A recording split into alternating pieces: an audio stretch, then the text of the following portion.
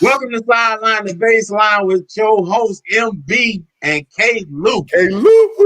Man, we're having an awesome show today, and in the building you see him, man, Double A. You generally know him because he chatting away, man, giving all that good good chat room chatter. He definitely go at my brother all the time, and I'm so sad my brother couldn't come home. Where is Pac? Yeah, hey, Pac Jam, he at the gym. Wi-Fi. So Pac Jam is a gym rat.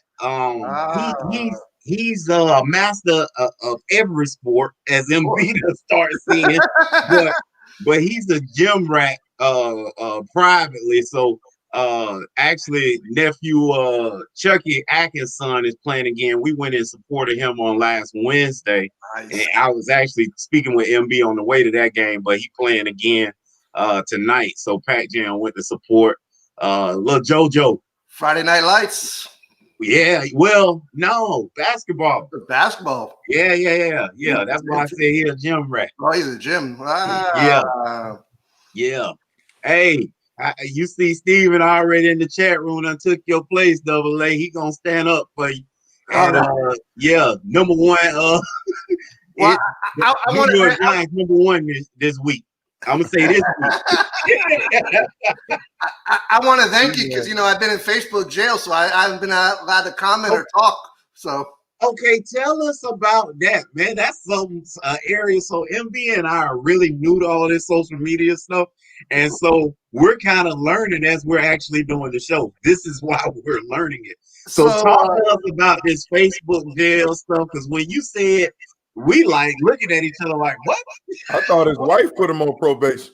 Oh yeah, that's what we were thinking. No, you've got, if you go back in history, he who controlled the media is a dangerous thing. So that's why if you go back in United States laws, you were only allowed to own a certain amount of radio stations, a certain amount of news stations, a certain amount of areas. Because if you control too much, you can control the masses, as we're seeing. Right. So this stuff is, it's manipulation. Everything you've seen in the movies, it's not conspiracy. It was nobody had the imagination if they never heard these stories before. So they took creative license. They did things, but Facebook, all it took was 60 different things. Whether you liked something, shared something, comment on something, to put you into 5 buckets. And based on those 5 buckets, they knew how to message you, when to message you, what to message you with, how often to message you with, and if not to message you. Man. He's a problem. Oh, you are on Facebook. I was a problem, yeah. Hey, MB, they ain't gonna be able to get me and you because we still don't know what's going on. I don't either, man. I'm not the kid who thought this up.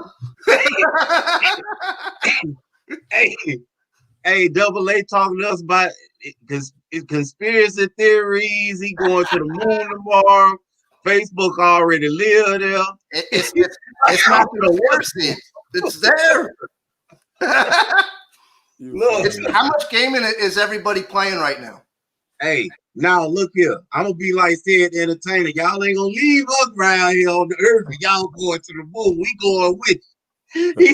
If me saying we gonna have a space shuttle on 22. That's a bigger myth. Hey, with some boom in the back, it'll be flying up. Yeah, baby, you thought you were gonna leave it, huh? You're gonna be living underwater before you live on the moon. Right? Yeah. You're right about it. Oh man, so we got an exciting show. That's where we're going off right now in this country. We got an exciting show today, man. We a lot of ball is about to be played because this is our pregame show, man. And I want to start it right off. Hey, Lakeisha. Lakeisha, hey, sweetie. But I want to start it right off just with the hot seat, man. You know what I mean? MB, you and I called it a couple weeks ago. We mentioned a bunch of coaches, but we kind of stuck on Harbaugh and that situation, what could possibly take place, and Tom Herman. Well, guess who they talking about again? Really heating up, Tom Herman and Jim Harbaugh. What's your thoughts on anything in that situation. I mean, like we was talking about the last show, far as I mean, with Harbaugh, I mean, you hate to see it. I mean, he was 10-3, 10-3, 8-5, Right. 10-3, 9-4, right? Right. And this year he's 2-4. I mean, if he was at Duke, they'll be building him a statue, man. Hey, we will. Hey, He went there first. I didn't. hey, They'll be building him a statue, man. But unfortunately, unfortunately, he's not at Duke. He's at Michigan, and the standard there is to beat Ohio State and to win national championships. I mean, when they did that, 30 years, they had a longer drought than y'all. No, 1997, but that's what I'm saying. The standard don't change. I mean, they there to beat Ohio State, and then they're there also to position themselves to win championships, and that's their standard with Bo Schembechler, Lord Cloud, Carr is the one that won it.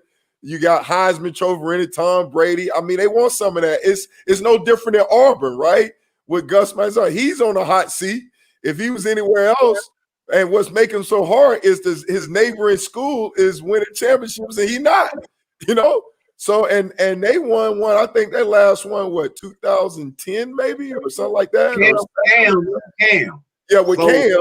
But the school itself, so they want some of that too. So it makes it hard, man. Hey, like I said, when you got those expectations, hey man, that pressure on. And then when you talk about Texas, the last time they won with Mac Brown in 2005, but it's no different. They want those national championships, man. That's what you there for.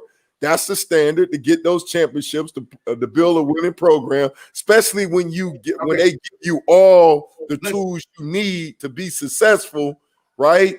They let you do the grocery shopping like Bill Parcells say. So if you don't reach those standards and you don't produce championships or head that way, then you out the door. So that's basically what's going on in those two places now. Especially with South Carolina, you thought maybe with the whole COVID thing and budget cuts and stuff like that, but South Carolina, these smaller program, they cut Will Muschamp, fired him, and they owe him $13 million. And so I wish somebody would pay me $13 million when I got fired. Yeah, they owe him 13, and then that's not counting the money that they got to pay the new staff.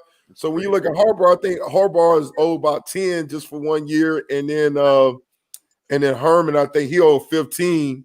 So basically, South Carolina, man, they set those guys up. What they did with Muschamp is kind of putting pressure on them to make it done over there at those two schools. Yeah, but those schools print money, those big state schools. Yes, exactly.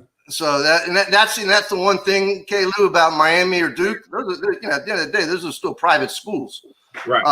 Now, Miami don't have Duke's endowment because Duke, Yeah. But let's go back to Michigan, and I want to give my 2 cents. Who followed Harbaugh playing quarterback at Michigan? You guys remember? No, that was too long ago. I barely remember. Who? Let's see. Who followed Harbaugh? That's a good question. Demetrius Brown from Miami Beach High. Yeah, from Miami. What? Miami Beach, right? Miami Beach, first black quarterback at Michigan. Yeah, no doubt. Michael Dames. He won Rose Bowl MVP. Yeah. So Michigan needs to go back in time. Okay. That's where I go first. They done tried a couple times and that ain't work. What? Explain that. I'm sorry. Go ahead, Kayla. What you saying? It seemed like they done tried that a couple times. Actually, their quarterback right now is very athletic, and he just have a problem throwing it to the other team. And, I don't mean their quarterback. I mean their coach. Oh, okay. So you're saying what? Explain. That's what I'm saying. When you say go back in time, you mean go back in time what? Just like they were one of the first Big Ten schools to have a black quarterback, they need to be one of the first to have a black head coach. Okay. Oh, I see okay, yeah, you had to break that down. Like, okay, wait a minute. Hold on now. I can't hand it to you on a spoon, man. Hey, speak your speech. So this is what I'll say about Texas. It's the same thing. You know how short a leash they have there. It's a sword. The sword of Austin, man. You don't produce there. They have unlimited money. No doubt. And that's what I'm talking about, man. When you got money, when you got reputation, or you got I mean, alumni, they want what they want when they want it. Like I mentioned about Charlie Strong, he could have probably still been at Louisville, all right? And they would have been happy with him doing what he's doing. But I mean, obviously, I get it. It's just no different than a player want to go take your talents to the NFL or take your talents to South Beach. You want those championships, you know? Think about what your old coach did, Butch. It's the same. Butch Davis should have never left Miami. He'd been to the Super Bowls. He'd won them with Jimmy, you know, but he had that itch. He wanted to go see if he could do it himself. Yeah. But if he stays in Miami, where's Butch now? You think Saban is as big as he is? No way. So, I mean, making that jump from college to NFL, I get it to some degree, you know, especially when you factor in the recruiting and all that stuff as a coach. But, you know, and then also I get and understand when you go, it's what's important to you. You want the challenge. I mean, obviously, not to belittle what Charlie Strong did. I mean, I get it. Everybody, 9 out of 10 people would have took that move. Probably 10 out of 10, you know? Where did 2020 hindsight come from? Exactly. So, but I'm just saying, like, me and Klew was talking about this, and this is the point I was making about when you at a school that has a standard of winning championships or whatnot, or expectation, that's what they're looking for. So your lease is you're on a shorter lease. I don't care what happened. I don't care when the last time you won a championship. That ain't changed with the people that are paying. They want that championship, especially, and then like I said, especially if you got a neighboring school, Ohio State, Alabama, that's getting done, right? Oklahoma and Texas case, getting it done. Heisman Trophy winner, they want the same thing at their school done, you know? Yeah, it's interesting that you say that, bringing the standard conversation back up. And my only problem with them always looking to change and to switch gears and to go another direction is you're walking away from these 10 wins. You're walking away from these 9 wins. You're walking away from these consistent, good and great players to the unknown. And most of the time, the guy who follows doesn't really turn the program around. We've got one here or there, but it really boils down to what MB said. They'll go through 4, 5, 6 coaches to get it done.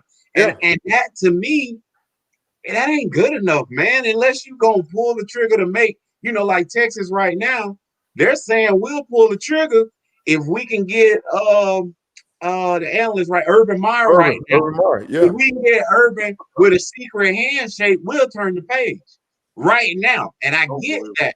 But unless I got a situation like that, I'm not doing it. I'm not walking away from Jim Harbaugh to get Jim Smith. I'm not doing it. If anything, I'm begging his brother to come join him. He ain't going nowhere. Well, no doubt. You know, Jim might have done it on the field, but the brothers, he's done it in the field. You know. Hey, little bro on his own with that one, MBA. Yeah, no doubt. Hey man, listen, that wrong does it again, baby. It produced the ACC to take a look at their schedule and swap and say, look here, man, I got to protect 2 teams in here. Clemson and Notre Dame. The rest of y'all, hey man, we'll put something together. And they put something together, and it's a prime time Saturday for y'all, man. We 8 o'clock, baby. We done got Miami the 8 o'clock game. They ain't had an 8 o'clock game in 25 years, man. We brought them to 8 o'clock, baby. Duke versus Miami. The laterals and all. Who Duke haven't had an 8 o'clock game in 25 years? Is that what you said? They have lights? Oh, you heard what I said. We're coming to the showdown at Wallace Wade Town, baby. I thought they had a light curfew in Stand up, girl. Basketball game going on. Hey, we ain't letting nobody in, Cameron. You see that? We're going to protect our house in Cameron. We don't put nothing but cardboard boxes in there, baby. We ain't letting nobody in Cameron. So 0. Hey, that's why Izzo say, man, don't put no asterisk by my win. Exactly. Come on. I don't blame him. It's hard to win in there. Don't put no asterisk. Don't put no asterisk about mine. I'm gonna get he ain't turn down number collars. I don't blame him. You know? You have to say this. Cameron without a crowd is a different beast. Correct. I mean, that's an advantage that nobody could ever underestimate. What that feeling is. That place is amazing. Even though I've been, I don't even know how many countless number of times. Every time you go, you understand like this is different. Like this is much different than anywhere else. You walked in the Orange Bowl, it had the same feel. Yeah, no doubt. You know, no doubt. It was old. It wasn't pretty. That was the biggest mistake Miami could have made, LB. Yeah, I agree. Amen to that. I agree with that, bro. They definitely should have kept that Orange Bowl going. It's a curse. Look at the Dolphins. Definitely should have kept it going. Well, I mean, they end up doing that and to build a Miami Marlin the park. They rather build a baseball stadium as opposed to doing a football. But man, they definitely should have kept that Orange Bowl rocket. Those prior owners got the city to pay for the stadium, and then they sold it. They're smart guys. Yeah. So Double A and MB, both of y'all, I just want you to comment on the job that really, you know, if you look at the ACC and the SEC, they played the most games this year. Like just flat out, they put more competition on the field for the most in most games. How do you guys look at John Swofford's final year? Because this is his last year. He had said prior to the season, this was it. He's retiring. He's walking away. He brought Notre Dame to us, y'all. He brought Notre Dame to us. And we just said, man, we getting them everything. We gonna sell the land, the house, and everything to him, and not even get football. Well, John pulled a hat trick, baby. He brought football to y'all the last year too. On his way out, what do you think about the job he's done personally in the ACC and then the SEC? Because as we look at this thing through, and I got a question about who's in the Final Four, these games played might mean way more than we thought early on. Yeah, I think obviously anytime you can add Notre Dame to it, even if it's just for a season, I mean, he took the forefront of that and made it happen. Obviously, that was big. And then also just the protocols they put in place, right? It wasn't like similar to the Big Ten, where if you're a player, you're out for 3 weeks, you know? It was realistic. He followed the CDC guidelines and stuff like that, put stuff in place. And then obviously, even when Dabo tried to say that Florida State didn't want to play him, trying to hide behind that. He stood up and they stood up, say, no, this is the protocol in place. This is how it works. So they didn't hide about anything, and obviously with the whole row itself, I mean, it's a challenge for everybody, and nobody been delusional in saying that, look, hey, we could do this, we could do that. No, they put in the gap. They made some schedule changes. They did some stuff around. They put in that bye week before that, and with the fact that they started when they started, they gave them some flexibilities, and they said, okay, this is what we're going to do. So obviously, into these conditions, I mean, they did an excellent job, under the circumstances, If you're looking at it and you don't even look at it from a sports view, he's agile. He kept the business going. He kept the machines running. He didn't let the machines turn off. So you got to hand him for that. So if you're looking to hire somebody, I would think that guy would be on a short list right now. Someone who can get stuff done in this world, which we need a lot more. Well, they throw anybody's name in the hat for president, boy, nowadays, baby. The ball hasn't been like a leadership, baby. Down here. The leaders are hard to find, man. Hey, MB 2024, baby. The leaders are hard to find, baby. I thought you were going to say Jesse 2024. Leaders are hard to find. With Kanye West, huh? No, that's so now don't go there. So you two Miami boys coming to Wallace Wade, man. You think Duke gonna make short work of y'all or what, man? You say what now? Oh, you heard what I said. I didn't hear you. What you say? You think the Blue Devils gonna make short work of them Hurricanes, man? There you go. Hey, but listen, with the Hurricanes, man. Hey, look, I ain't sleeping on nobody. I mean, every time when we face backup quarterbacks and stuff like that, I mean, I ain't gonna take advantage. I ain't gonna sleep on them. They got to come ready to play our ball, man. Even though Duke right now defensively, I mean, trust me, I mean they are who say they are. I mean, but they got the two top pass rushers in the ACC right now. Rump leading the charge, whatnot. But still, we just got to come ready to play. We can't take anybody lightly. we got to come ready to play, especially talking about on the road in these conditions. And then also what we keep missing, Miami's a private school, all right? And so we don't know who's going to be on the roster. We don't know who's available to play. Who made the flight? Right. Who made the flight? So it's like we're holding our breath to see who we have, because one of the issues that we have is depth, you know? Yeah, no. The quality depth. And so if you some key positions out, then you're like, whoa, wait a minute, right? You know? So Right. that's one of the concerns I have. But yeah, we just got to come ready to play. We just got to, and right now, based on the games we have played, you saw the fight in him. You saw that Derek King, obviously, man, he's got a heart of a lion getting it done. But I was rewatching the Virginia Tech game. We was down 14-3, and just to come back and end up winning that game. And that was repeated in these past 3 games. Had to come back and get it done. So I like the fight in him, so we could definitely build on that. You're as good as your weakest player, right? Well, Miami hasn't had a quarterback in a long time. So everyone's picking on us for having a great quarterback. We got some young, raw talent around him. You do. And you got an offensive line that's starting to grow. So to me, it's been a strange season of just 1 week seasons. And Miami just went undefeated in November, and now we're starting December against Duke. Right. So a night game on the road in the stadium. Do they even have lights? I can't remember. Look, we got more money than y'all. MB was talking to me about struggling, man. I ain't have them stores. No, you don't have the problem. Oh yeah, that's all money y'all got. Y'all eating good. They got older money than basketball money. Y'all got. Y'all so at a university like Duke, they make sure that their athletes get what they supposed to get. I don't know who was really eating y'all food. It'll be somebody was getting that money and it wasn't making it down to y'all. No doubt. You right about that. Back in the day, man, that's one of the things that we had to play catch up with.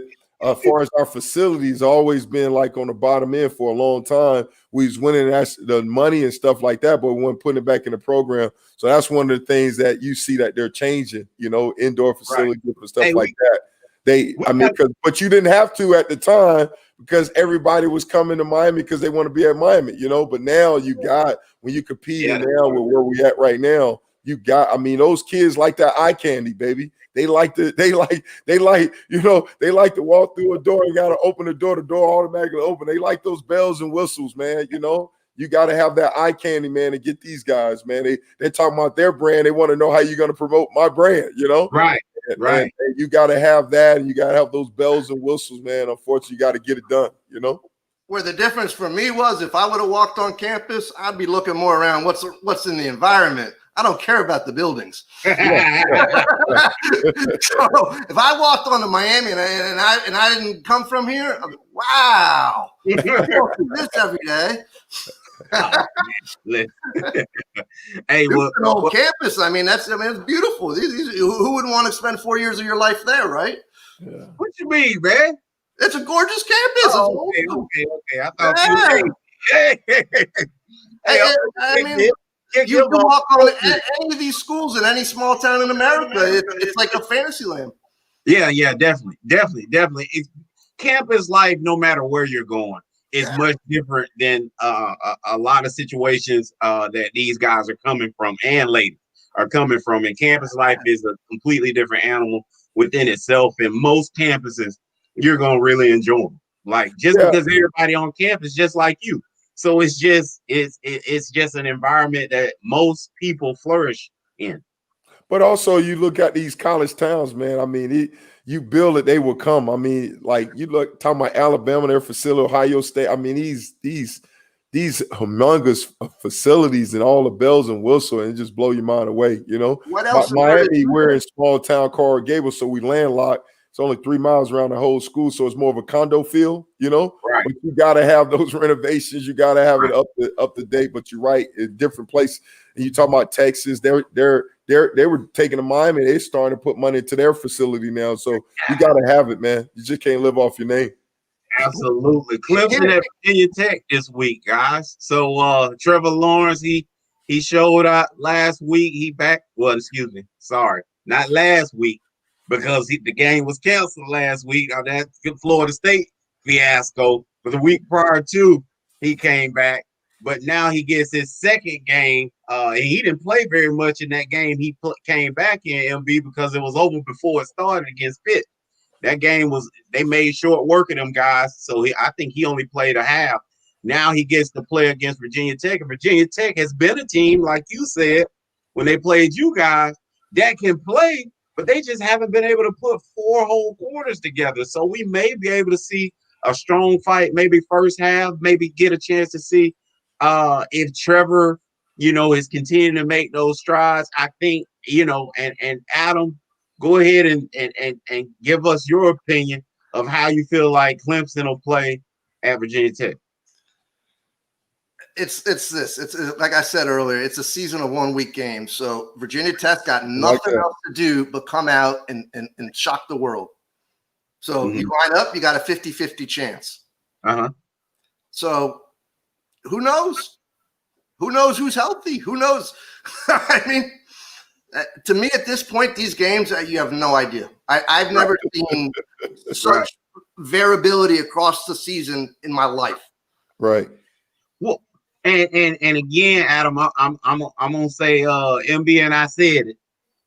The reason why there's not been any consistency, the reason why you don't know who you're gonna get that gets off that bus from week in to week out is the same reason that MB just gave about Miami. You don't even know who's gonna suit up. How strange was it on a Wednesday afternoon? You're watching the Steelers and the Ravens at 3:30 in the afternoon. Right. What's going on? Right. And they about to play again. Right. That's the real funny part. Right. Let's go. Well, it's no different though, because it's like you have a Sunday game and you got to play on a Thursday, so it's the same mindset, But I'm a recently shaved head. I can start to feel how many times I banged my head in my life. So I don't think that's probably a good idea, especially coming from a medical perspective. Yeah, well, I mean, right now they don't care. They trying to get that thing in. From a medical perspective, we shouldn't even be playing with the whole Corona thing because of the effects it can have on your heart as well. So, but yeah. So but answer your question about Clemson, Virginia Tech. I mean, obviously Clemson last week they played Pitt. The game with Florida State got canceled a week prior, and then they were like, man, they were hungry to play, And we talked about Dabo. He's like pulling the Don King. He's promoting his team because, he has to. Because, I mean, if he's seeing what we seeing that I finally saw with Notre Dame, it's a possibility they play Notre Dame again. They may not win, right? But it's a possibility. Notre Dame is definitely a complete team. So, and you talked earlier about the ACC making the changes to the schedule, because Notre Dame is already locked in to play the ACC championship. So all Clemson got to do, which is it's not easy as you think, because Virginia Tech, when you talk about coronavirus and stuff like that, this year they showed some resiliency, man, to get it done, and they're the number 1 rushing team in the ACC right now. And so they pose some problems, especially if Herbert is ready to go and their quarterback Hooker is ready to go. And then Clemson also, I didn't check. I was hoping to check to try to see if they still out those defensive starters, because they don't have the depth, especially up front, that they need to be able to be missing key guys, Right. But I think, so it's a good matchup. So Clemson and they only have to play 9 games like you talked about, the ACC taking the lead. They got 9 in, they're ready to go, and they'll play Notre Dame. But I think it'll be good. I think what Trevor Lawrence did last week was great. Picked up where he left off from. And then the thing about it, Klew, is that we talked about, Travis Etienne being basically him and Lawrence. But what in the absence, you see other guys now starting to step up. Power, receiver, Rodgers, right? The tight end stepping up. So that's comforting now to know that other guys are now developing. So it's just not the Travis, because teams now know, like Miami knew, but we didn't get it done. Hey, stop Travis. All right. We got a chance. And teams now focus on stopping him and making everybody else beat him. And now those other guys are finally stepping up and getting it done. Man, I couldn't agree with you more about that. Ohio State 4-0 playing Michigan State. Man, I think they 2-3. Michigan State. Ohio State, man, this is a team. This is a 4-0 team, and obviously, on paper, they're one of the best teams in the country. On the field, they played like that for the most part. Because I give Indiana seems like way more credit than anybody else is giving them, but I think they still, to me, Ohio State, Notre Dame, are playing the best. I think SEC is down. That's why I'm hanging my hat on those two teams. But when you look at Ohio State, man, they get in trouble here with not enough games, man. Like, how is the BCS, council gonna look at them playing, maybe finishing at 6 games? What do they say about that? When you have a Clemson, let's say Clemson moves on, they lose to Notre Dame in the ACC championship as well. But they 2 losses are against the number 2, quite possibly the number 1 team in the country at that point. So, what do you guys say about Ohio State, Michigan State, and then moving forward? Well, I mean, it's the same thing for me with coronavirus. I mean, right now, Ohio State, you don't know who's going to show up, right? And because they had to cancel the game last week, and then the head coach got the virus. So really, they haven't came out and said, well, who's playing and who's not. And then with the Big Ten, their protocol is a whole lot more stringent, like restrictive, excuse me. And so, I mean, you're just hoping. So it's kind of like catch-22 because Michigan State, even though they just upsetted, I think Michigan last week, or no, they beat Northwestern last week, right? Right. And when the loss they had against Rutgers is they had 7 turnovers, something like that. Right. That was a bad loss. So they're a team that, man, based on who they got and who Ohio State missing, it could be a possible, upset game. You just don't know. Like Double A said, man, this is all 1 game season because you don't know who you're getting week in and week out, Mm-hmm. So this game is scary, and then it could say Ohio State, like you say, don't have enough games because for the Big Ten championship, you got to have 6 games played, and they may be in jeopardy of missing that. They need these last 2 games, but then it becomes the average of the big. How many games as an average do you play or not? But obviously, trust me, they'll make something happen. I saw a don't play with it. They can stop the date. Ohio State gonna be in that Big Ten championship. Yeah, exactly. So it's like you just said, there ain't no curve, but you like, oh yeah, it's a curve on this one, So obviously they're not gonna the conference not gonna get in the way. They'll make some concessions to get them in. But like I said, you don't like nobody summed it up well. It's a 1 game season, especially with Corona. You just don't know who's gonna show up, and you gotta hold your breath and see. But I think if they do play and say they don't have a good outing, it could work against them. It's almost better not to play and let people make excuses for you if you don't have a good. You see what I'm saying? Let me see if I could unpack this for you. Right now, this country is in such crisis, you won't even have ambulances at football games. They don't have enough. Wow. Okay? So that's one. Second, this was all self-inflicted. It's one thing that you wanted the kids to go do something and play ball, amateur, professional, but to have people in the stands, that's when you knew that you guys got to go back to, what was that segment you had? They were clowning. Yeah. You have a country of clowns right now, and we're paying for it right now. It's been I live in a carny town. I'm where the circus guys used to live, and it's unbelievable. So you was, what that dude you was with Joe Exotic? You know him, huh? No. My friends ask me that. You watch that show? I'm like, listen, I got a lot of stuff I watch. That is one thing I'm not watching. So Indiana, the team I've been immensely proud of this entire season, man. They taking their fights on the road to Wisconsin, man. A team that we had huge hopes for that has stumbled here lately. I like Indiana in this game, man, and I think again, man, Peanuts. Be balling, man. But hey, here's the thing though. Penance is out. No, it's a wrap. Yeah. He tore his ACL. It's a wrap. I ain't find that out at all. It's terrible. Yeah, go double check that because he tore his ACL, man. He's out. Michael Penix gone. He did it last week. Yeah, that's a wrap, then. A young guy like that turn his ACL. Yeah, I mean, I like him. That dude, he's got some fight to him, man. He pulled it up, Lou. Yeah, you're right. Yeah. So that's a whole. That's a wrap. Hey, that's a wrap. That's their season, man. He's the guy who made really the play of the year. When you look at the play he made, I think that was the first week of the season. Yeah, to stretch out and get that the score. Yeah, to lay on the barbed wire to get that done, man. No, that's a big loss for them, man. You know. Wow. That's a big loss.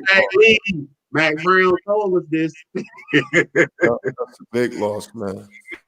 I bet you when it's said and done, I bet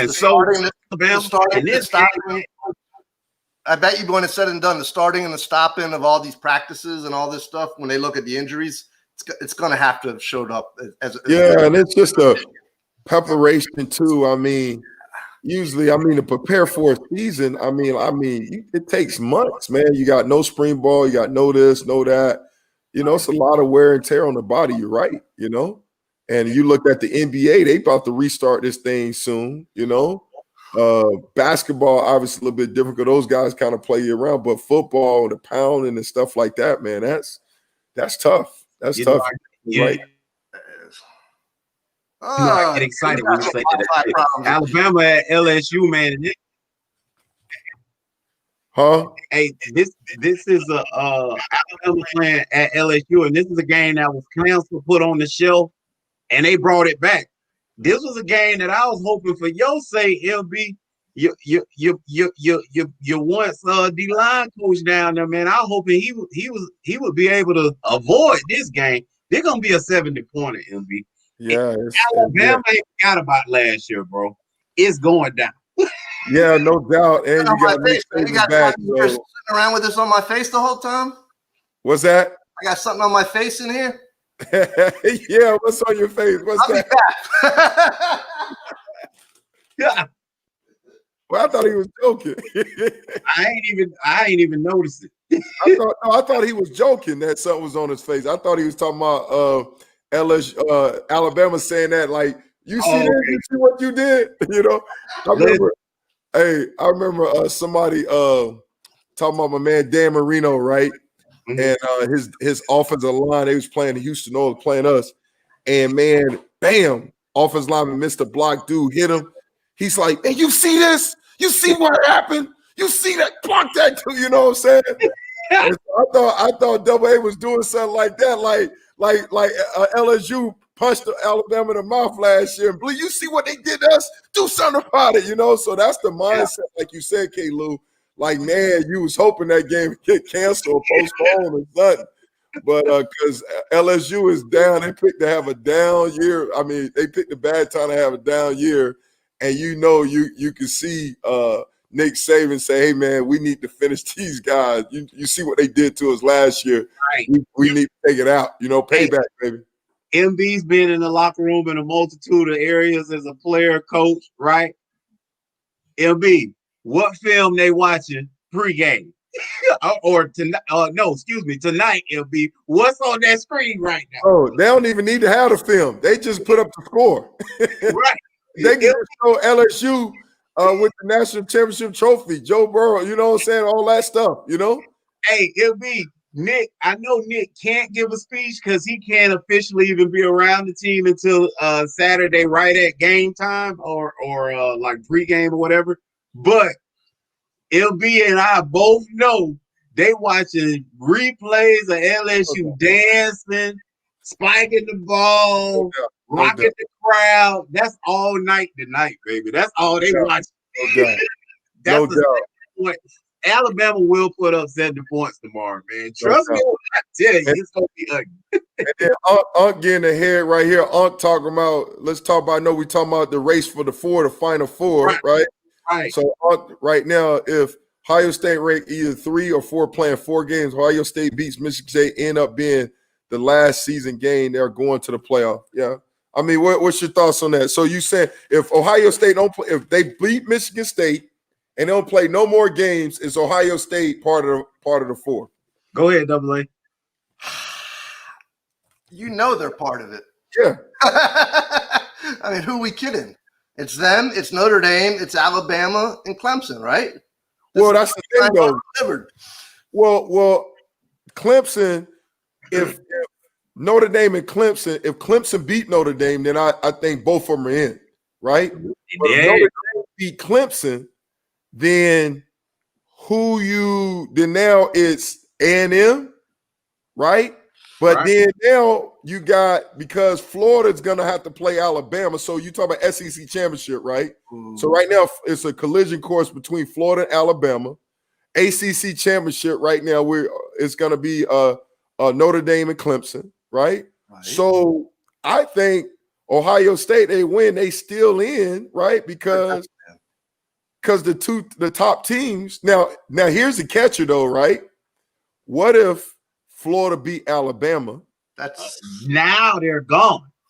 Right? They're gone there. If Florida beat Alabama and Clemson beat Notre Dame, right? Then who's you know what I'm saying? You just named the Final Four. That's the Final Four. I think you can see the Gators sneak in. The Final Four, right? I think the Gators are going to sneak in. No. If Florida beat Alabama, they're in. They're in. Right. So Florida beat Alabama, they in. But what? So then now, and Clemson beat Notre Dame, right? So then now, who's on the bubble? Is Ohio State in then?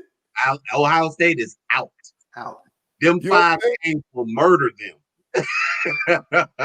Right. 5 so games, no Big Ten championship. That, and even if they win the Big Ten championship, guys, think about it. The best team, not Ohio State, is a team that, MB just let us know, lost their quarterback.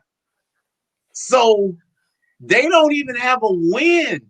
I have a solution for you. The Big Ten should play the Pac-10 winner as the runner-up.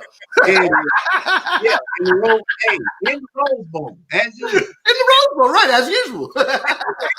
You know what? But that's now, if you take the scenario of Ohio State playing the next 2 games, beating the Big Ten, right? So then that's what they'll have 7 games in. That's all. Right. And then if Florida was to beat Alabama and Clemson beat Notre Dame, that would be tough. MB in that situation, ignore undefeated Ohio State Buckeyes, even though they played less games and the competition is TV rules a day. You know it. You know that. See, that's what in Ohio State in. They're in. Will be out. Well, but you're not gonna bump Notre Dame. No. You see what I'm saying? In the situation he's saying, Notre Dame to me would be the odd man out. But they ain't, Notre Dame will play if nobody else play. Notre Dame in if ain't nobody else in, man. Yeah, that's the only thing. This is where the Trevor Lawrence not playing in the first game could possibly come back and bite Notre Dame in the butt. Right? You see what I'm saying? No, because I'm gonna argue, MB, that rookie's numbers were as good, if probably better than what Trevor could have did. Which is something to say. Yeah, you can say that, but which is right, and I don't debate that at all. But the fact is, it'll be like Trevor Lawrence come and have a great game, be like, man, the rookie got that, but Trevor would have got this, Okay, well, MB, if he throw for 300, if he throw for 200, you know what I'm saying? 300 and under, I don't rock with that. You know what I mean? But if they get that win, you know what I'm saying? I'm just saying, I would. That's to me where Notre Dame could possibly be out. Is it right? No, I mean, but that's the only scenario if they lose against Clemson, then that law, and Florida beats Alabama, they could possibly be the odd man out. Just because Ohio, they're not going to turn down a undefeated Ohio State if they play. I think in this COVID situation, now watch this. Okay. In this COVID type era that we live in, this 2020 situation that we don't all experience. Yeah. How about I'm saying against you that could happen, but I'm gonna sit back and say it'll never still happen to Notre Dame. So we saying the same thing for two different programs. Yeah, you're right. So if that's the case, if you can't count down either one, right? Regardless of who wins, Notre Dame will be the odd man out, but I can't see it. If there's anybody that's not going to be, is Notre Dame. I hear y'all. Especially where I wonder who's I forgot who's televising the championship games. That was my next question. Yeah, CBS gonna have their name in it. Listen, they got the Masters in. You know they want their TV money. You said TV. Well, they got the whole network behind them. Everybody else sharing. Right. Everybody else sharing people. Yeah. No, I don't know. It could get ugly, you know, based on what Florida does, and I mean, if they were able to upset Alabama some kind of way, you know, anything. In all seriousness, I love doing this, and I'm having a blast because it's been a distraction. But in reality, I know in the real world what's about to happen. They're not going to get these games in. Oh, talk to him. Talk about that. And so, you know, come January, there's no way. To me, it doesn't even make sense. You won't have enough people to staff to even open stadiums with transportation. Well, guess what, Double A? That enters that goes right to our next conversation because COVID forced Cali teams to get missing. So, Adam, you just talked about they ain't gonna even be able to play in January. And here goes some NFL teams in a state that they done said, hey man, we back shutting it down. We tired of this. Talk a little bit more about that, Adam. When you said it, break that down. So if you can't even practice, if you can't even show up to work because of state rules, right? You got to go out of state, so you can only play in states that allow you to do it. Right. Yeah. Right. This is crazy what's going on right now. Right. So you got professional, college, all of it. You got 3 NFL teams that said we gotta get out of town. If they got a 3-week no contact rule. Where are their unions at? I haven't heard much from them. Who, the NFL union? Yeah. Hey, as long as that money coming in, baby, we be quiet right now. Yeah, you heard it when they got the deal done. That's when you heard it when everybody got on the table, get the deal done. You know? Right. Hey, it'll be and I'd have been around that situation, boy. That money coming in, ain't nobody saying that. Let them shut down these games, and the NFL start by cutting checks. You're gonna hear that PA, baby. They gonna see loud and clear. You gonna see them on TV every day. It'll be yeah. So why not gotten proactive and done their own bubble with these teams? They can afford to rent Disney. Listen, MB and I tried to pitch the idea. All we wanted was 20%. That's it. All we wanted. We weren't trying to be greedy. Still let y'all have majority of the money. We wanted 20%. And we had told them how to get it done. And it was exactly like you're saying, but we were talking about, doing it regionally and doing it by conferences. You know what I mean? And then coming out of those and going into an ultimate bubble where you had a playoff / Super Bowl. So Disney, you go to Disney, you get a band, right? Yeah. Yeah. They've had that a long time now. Hey, they know too much on the bands too, man. You know I'm down there with it. You don't even need to take a ticket to a number to your table. They'll bring your food right where you're at. You don't need nothing. When you get that band, because your credit card is associated with that band. Your room key. Everything. Yeah. Yeah, you don't need that. Well, go ahead. Well, I wanted to piggyback on that a little bit, Klew, because right now, okay, so what Double A was talking about, so the national championship game, right, is scheduled right now to be played in Miami, right? In Hard Rock. In Hard Rock, okay? And where are the semifinals games going to be played? One is going to be played in supposedly in the Rose Bowl, and they said they ain't going to have no fans in it. But then now with that rule coming in, that could be extended. That could be somewhere else. And then, Arizona, yeah, absolutely. He just said so then the other one is supposed to be baby. Sugar Bowl, huh? Fiesta Bowl. Yeah, that's now the Fiesta Bowl. So I mean, it's gonna be tough. I mean, but with them, they get this far. Trust me, they're gonna find a way to get that playoff. No, they will. No matter how far out they extend it into the spring, they're gonna get these games in. Yeah, but these are gonna be. They're like little one-season tourneys. No doubt. And I mean, you may have to go to a bubble effect, you know. But that's why the Heat were so successful, because you have stability. You had an organization like that, not Belichick, like Bill Parcells. I mean, if you knew he came in, you knew that okay, we might have had a little down year, but it wasn't a roller coaster. You knew that there was a bare minimum standard there that his teams would always have, no matter who the players were. Look at Belichick now. I don't Brady. Okay, I'll win with Cam. I'll figure it out. Right. But like what Klew was reading about, San Francisco. I mean, really, right now it's in Santa Clara County. Where no contact, and then now San Francisco got to take it on the road where their home game is going to be in Arizona. Then now you talk about Stanford, they got to make some adjustments, right? And then it could filter all the way down to the whole California, and then other states, right, may take the same lead, and put this stuff in place. So everything's definitely on life support, and it's definitely like what you're saying. Well, the country is allegedly changing hands January 20th. So it might be a new sheriff in town, and we don't know what to expect from a federal. It'll be ongoing. It'll be over by then, though. I can assure you, it's changing hands. How much damage and how much they take going out the door, that's a different story. Yeah.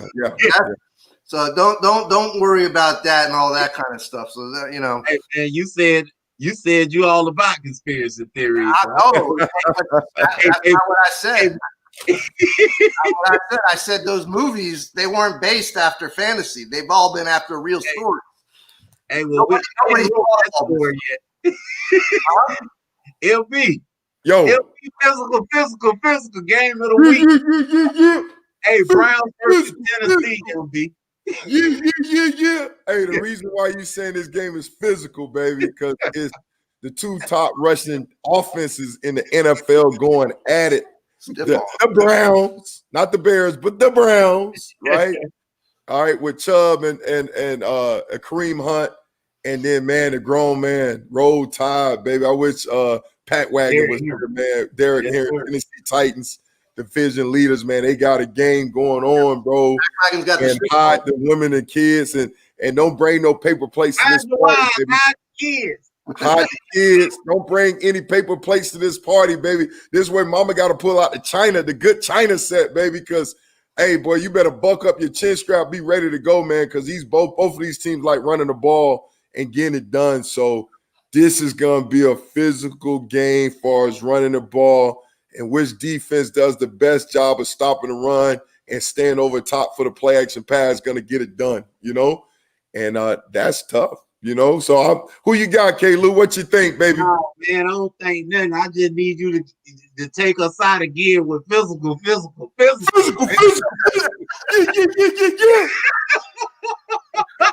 I like Tennessee. I like on the shoulder pads, baby. You had to put on that double mouth guard piece in your mouth. Hey, you have the donut. Put that old that neck roll on it. Hey, look, that AJ Louis neck roll, baby. You better be ready to go. Hey, you better bring it. Put your face in the fan and run your feet, baby. You better go, because if you know what I know, you better buck up, be ready to go. Especially those corners. Because the receivers like to crack the safety inside the box, make those corners tackle. And you see my man Derek here, he taking people better like Debo, baby. Look, MB, and listen, MB has this segment. He needs this segment, but he will tell you as a Mike linebacker, boy, your mindset is different depending on who you suited up against that week. And this is a week right here where all you thinking about, boy, I'm gonna try to run through him. Now, if they throw the ball, who cares? But I'm gonna run through him. Listen, we don't even care about a pass that week. Like, look, man, if y'all don't feel like y'all need me in the game, take me out every time you think they're gonna pass. Because I don't want to be out there either. No, MB. Hey, I remember we was playing Barry Sanders, man, and earlier in the year, man, I love my boy Rod Woodson tried to tackle him, and Barry juked him, made him break it towards ACL. Wow. And you was like, and then you used to see all the time Barry Sanders with, bless their heart, with Tampa Bay. Man, he was running through them, man. Oh my That's God. how he got to the hole, huh, MB? Exactly. I mean, a lot of highlight, and you like, man. So when we played him, bro, like Klew talking about, I'm like, I'm just shooting the gap. I ain't breaking down. I'm shooting the gap. Let somebody else contain. I ain't trying. You worry about your career trying to tackle that dude. You know what I'm saying? Hey, look, Double A, that's when guys start making business decisions out there. You had it on with you had one of the old Miami teams on there talking about when they played Ironhead back in the day. Oh yeah. Remember they was talking about that? And he was getting heated up. You know what I'm saying? I wouldn't want to get in front of that. Yeah, that's a grown man right there, man. I see Derrick Henry. You better meet him with as much force as he's coming at you. If not, that's a grown man. Some stuff, Adam, you get out the way of, bro. You trying to play next week, and the week after that, and the week after that. you guys are two linebackers. I always thought it's better to win or lose. You know, it's the ties. You guys like the ties, man. Like that middle drill. Oh man, listen. And this week I'm going against the grain, man. The Colts are a slight favorite over them Houston Texans, but all y'all know who watched this show, baby. I'm a Deshaun Watson guy, and I'm going with the Michael Jordan of football, baby.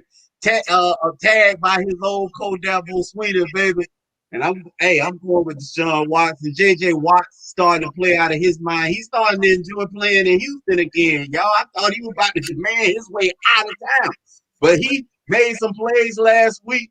Deshaun made 1,000,000 plays last week. That's why he was a problem. And man, I like them against the Colts. Klew, now hold on now. You sure you don't want to change up? I know you're usually good with it, but one of their top receivers just got busted for PD. Right. Fuller. Right, Fuller. Yeah, you know what? And Fuller he had a great game last week and the week before. So you still going with it, huh? Hey, they leading passer is Deshaun Watson, and they leading rusher is Deshaun Watson. I'm going with Deshaun Watson. All right.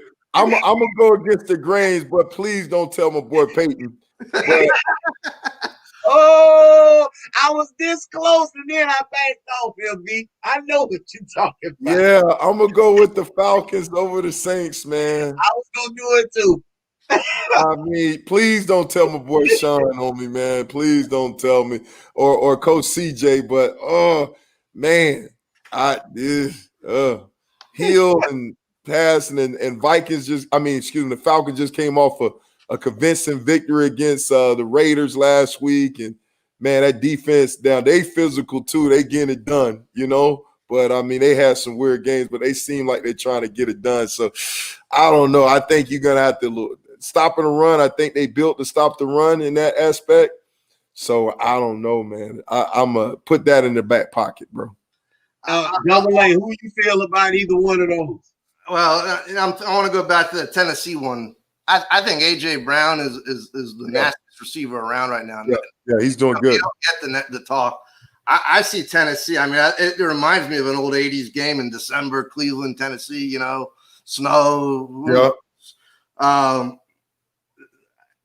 As much as I love Randy Watson, don't you gotta go with the Colts, man. You gotta go with. They look like that he might do something this year, Philip Rivers.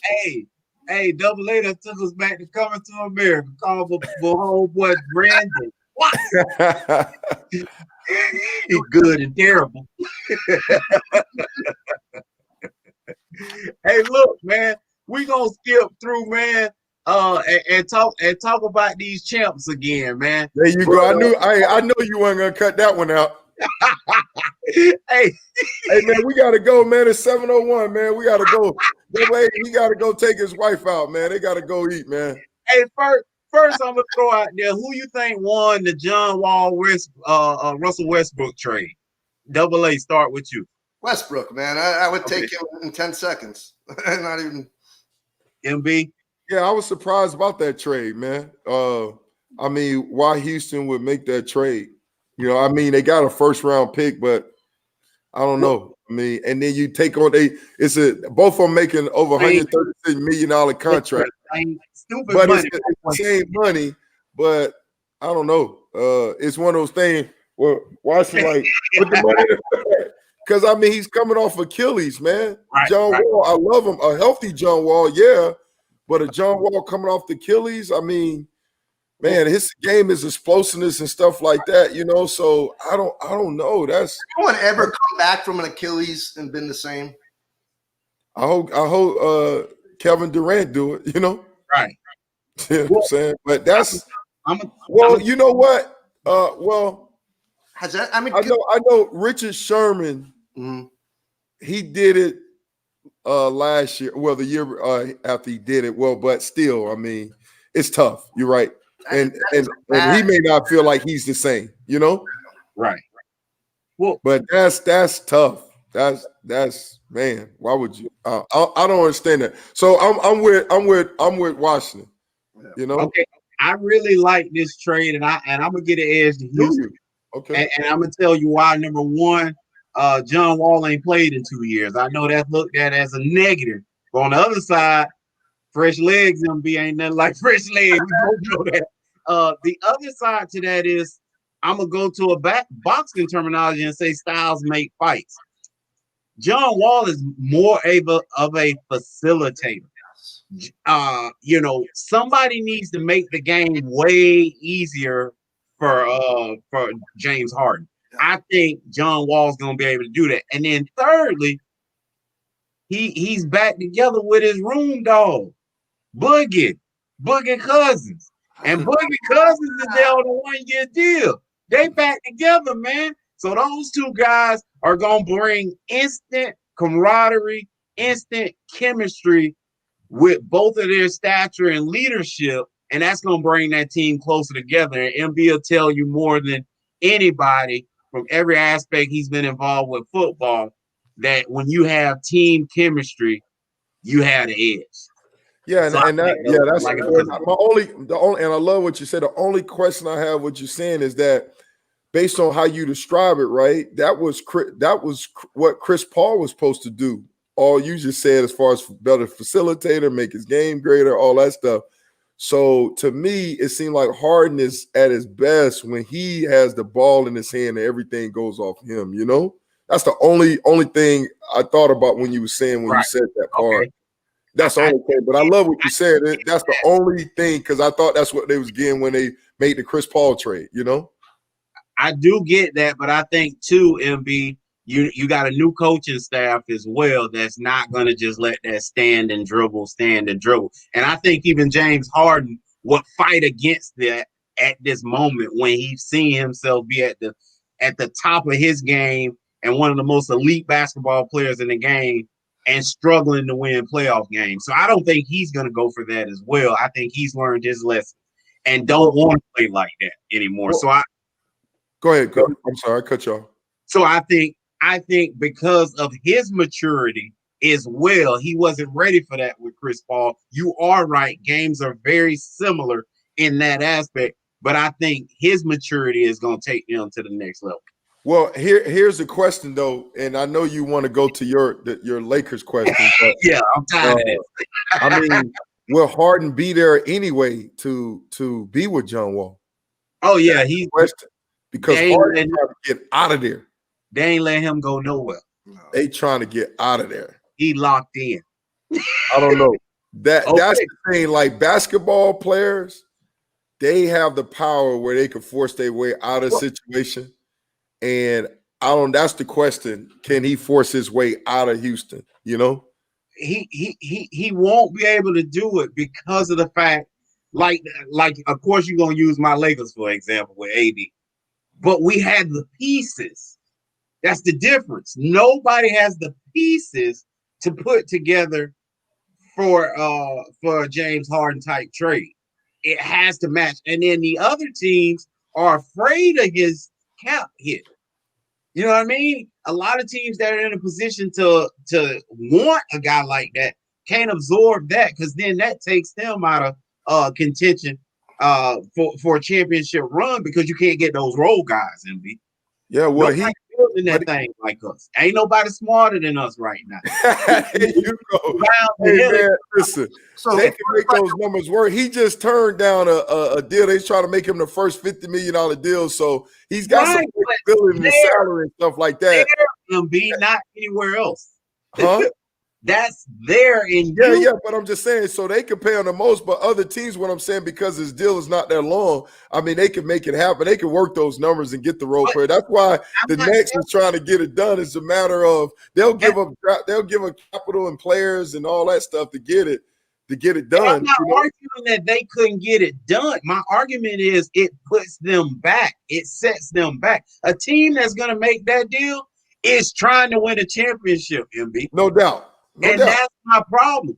If you add him, just take Golden State right up the street from him.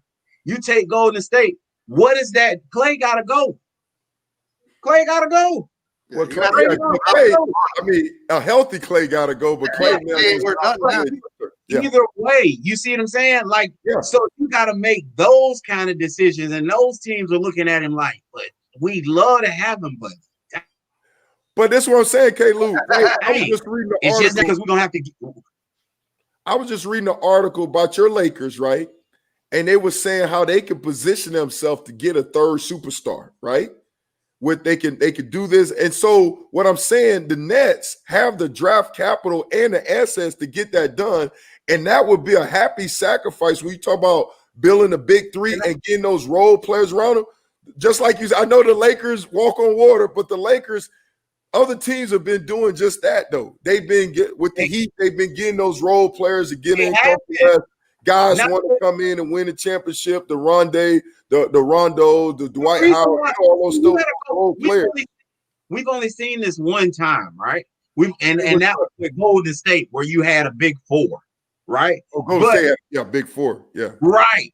We've only seen that there. We've seen big threes throughout NBA history. It's just everybody got a short memory. Yeah, everybody had a big three. I don't know who's with the Nets though.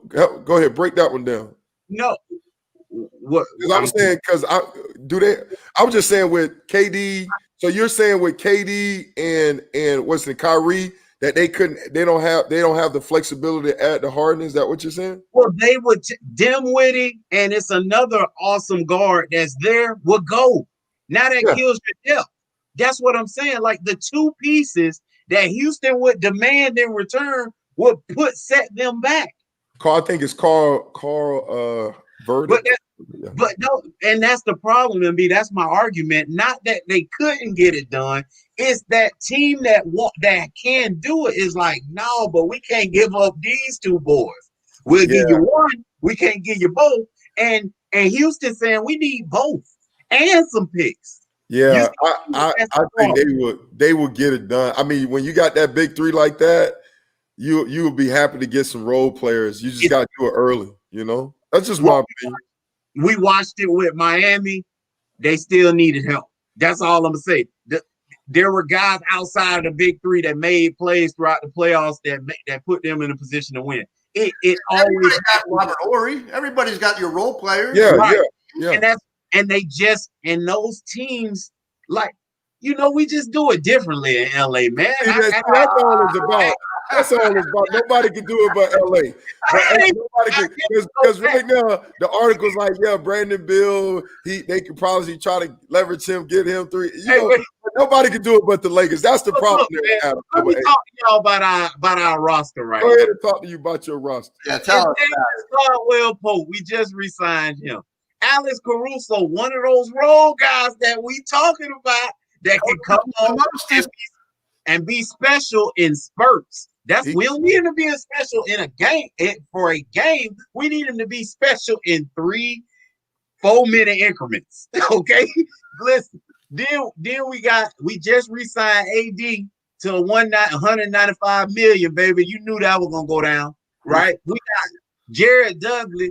Now, why do we love Jared? Because Jared was organizing team dinners on the road and at home. He's the guy that's in the locker room just keeping that camaraderie going. So we say, listen here, vet minimum for you two. Come on, we loved you last year. Then this why people pissed off at us, MB. We went and got a cerebral guy. Can't jump over a hula hoop. Mark Gasol, baby. Why? Because we love this brother. And we saw we run the chip with his brother, so we bringing him there. Who ever thought we was going to pull that one off? I know that was big. They want to So all year long, the Clippers was better than us, right?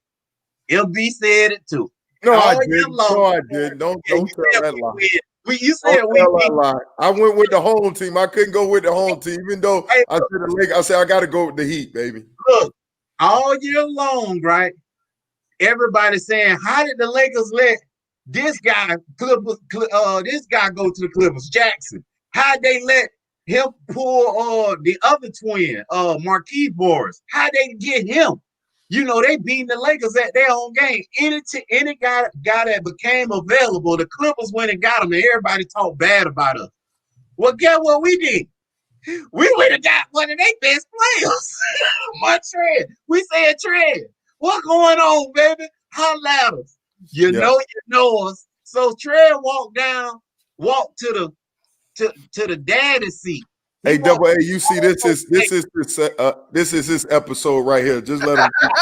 This is Caleb. You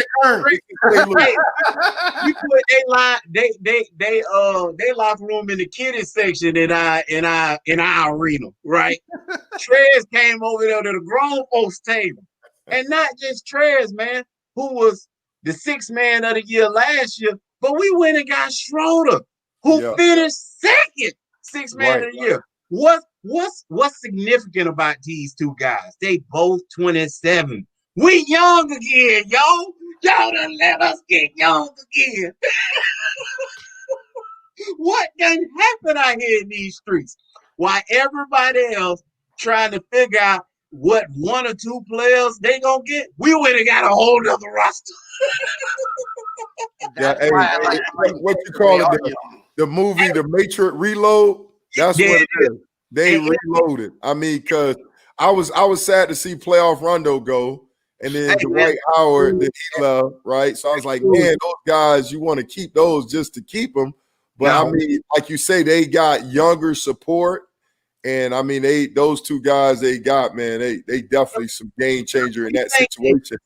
And then the thing about it though, because I know we was going to talk about college basketball and how to get these 5-star recruits and guys not playing well right now and all that stuff. But one thing about like the Lakers one thing you gotta LeBron and AD as far as their leadership, that's the difference, you know, that they could pull that team together. Because like we talked about the Clippers, and the Clippers, you can have all the talent in the world, but it means nothing if you can't come together as a team.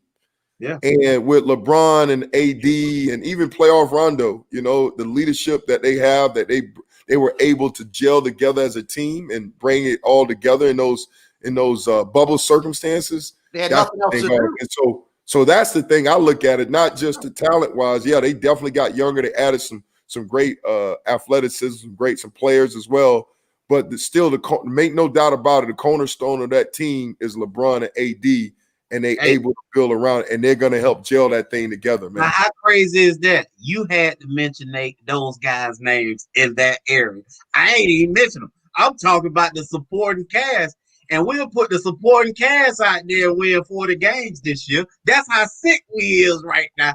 And I just want to say this. Some guy said we're light years ahead of probably every other team in structure and plan and how we're going to go about things. We're going to be a hand there. We're going to be a handful for the rest of the NBA to deal with for a long time. That was an article by your boy Laker, Jacob Laker, baby, for the Warriors. Ownership for the Golden State Warriors. Yeah, and that was in 2019. I think he said so. That was before Klew was hurt. That was before a lot of stuff went down. You know, it's a lot easier to make movies than it is to do this on a consistent basis. Exactly. But I want you guys to understand how the Lakers making moves. We making moves that if guys go down, you already see a replacement. So when you're looking at the roster, you're like, well, what if they lose him? And you see, oh, they'll just go to him. And here go the craziest part about our roster. I didn't name this name either. Kyle Kuzma. Yeah, no doubt. Trade bait. We trying to get him out of there to get another guy. Like MB was saying, we trying to get Bradley Beal, and there's murmurs about other guys out there. He's the trade piece for that. So we still trying to work out there, MB. Yeah, you definitely get it done. What I think that LeBron did when he was in Miami that nobody gives him credit for is he learned how to run an operation. Yeah. Right. So he went back to Cleveland and said, I could do this myself. I don't need this owner. I'm going to go out to LA and do it. And then he was in the bubble. He's like, look at this Heat team with all this young talent. He goes, I don't need these old guys. Let me go get some young dogs. Right. That's what happened. Right. And we got better defensively. We were already fourth in the NBA in total defense MB last year. Yeah. Fourth. And we just got better defensively. Got defensive player of the year, 2 years removed in Mark Gasol. Yeah. I mean, we a problem. Yeah. The key though, like you said, 2 guys they can't replace is Bron and those guys got to stay healthy, you know? Right. Let me suggest this. What if Harden winds up in Miami? Ooh. I mean, that'd be trouble for the East. But listen, man, we're going to make short work of whoever show up, bro. Short work of them. Yeah, don't forget Bam and Goran were hurt in that finals. What, yeah, man, you don't have an answer for people. AD and Bron. I mean, that's I don't think Bam was healthy by that finals. Something happened. Yeah, he was banged up, but still, way down. Even a healthy Bam. AD playing the way. I mean, LeBron. They went 6 on him. Yeah, they did. But I don't know. Went 15-9, man. That's now the answer you should say, what if they get the Greek the Freak? Well, that's where I was going next because that you know's coming. Hey, with the leadership of Jimmy Butler, it's the problem. You say what? With the leadership of Jimmy Butler. The leadership of Jimmy Butler, not his. But Giannis by itself, no, we don't care about that. Yeah, no doubt. He would have to buy in.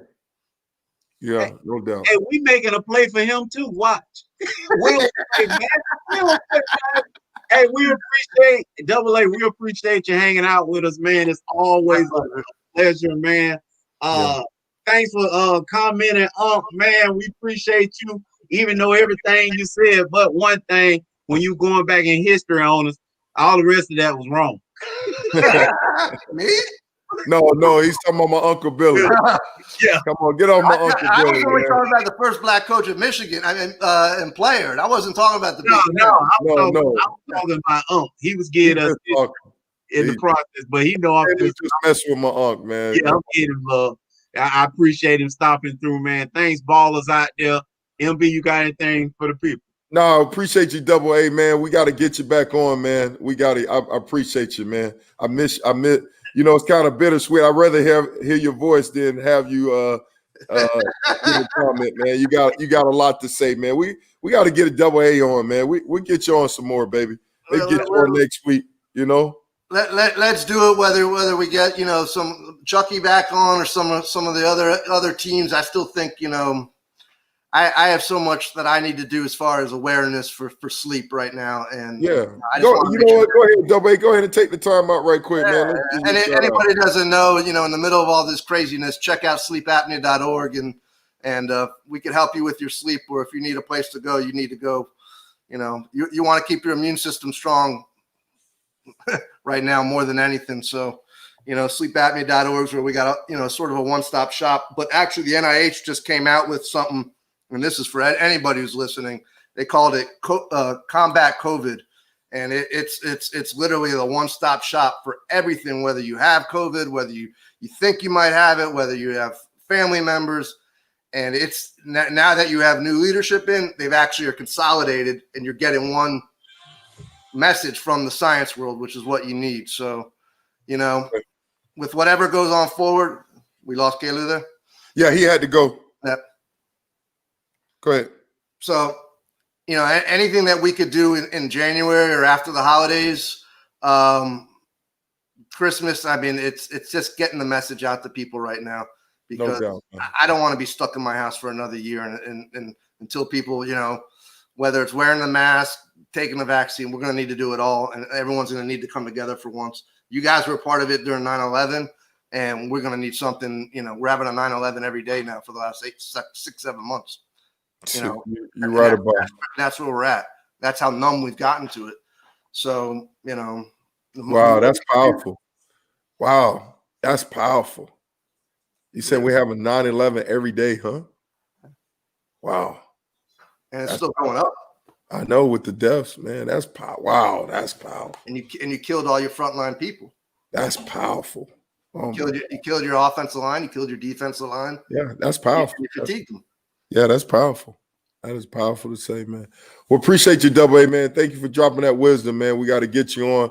But, hey, man, from Sideline to Baseline, MB, my boy Klew, he had to go off. We appreciate him, man. Double A holding it down, man. We got to get him back on, get him and Pat Wagon on at the same time, let them go at it, baby. And we'll get you on, do it on Monday. I got to see a Pat Wagon coming on Monday, and we'll get you on Pat Wagon so we can talk about some games, man. My favorite player that Klew didn't mention on the Lakers was Costas with the Mostest, man. Okay. Yeah. I figured that'd be Pac's guy. Yeah, exactly. All right, man. Have a good one, man. Appreciate you guys. Thanks so much.